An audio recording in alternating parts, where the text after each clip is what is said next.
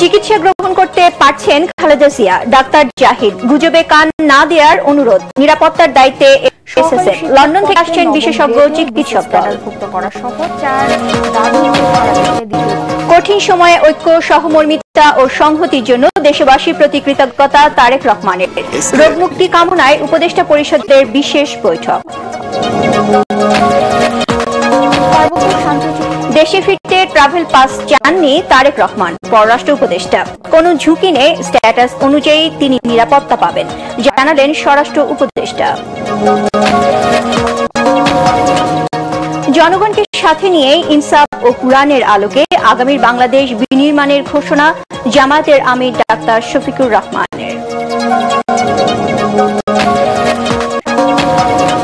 গণতান্ত্রিক মূল্যবোধের চর্চা ও রাজনৈতিক সংস্কৃতির আমূল পরিবর্তন না হলে সুষ্ঠু নির্বাচন সম্ভব নয়, নাগরিক সমাজের প্রতিনিধিদের অভিমত। এবং জাতীয় নির্বাচন ও গণভোট নিয়ে ইসির প্রস্তুতি ভালো হলেও ভোটে বড় ধরনের চ্যালেঞ্জ আছে সিইসির সাথে বৈঠকে ইউরোপীয় ইউনিয়ন।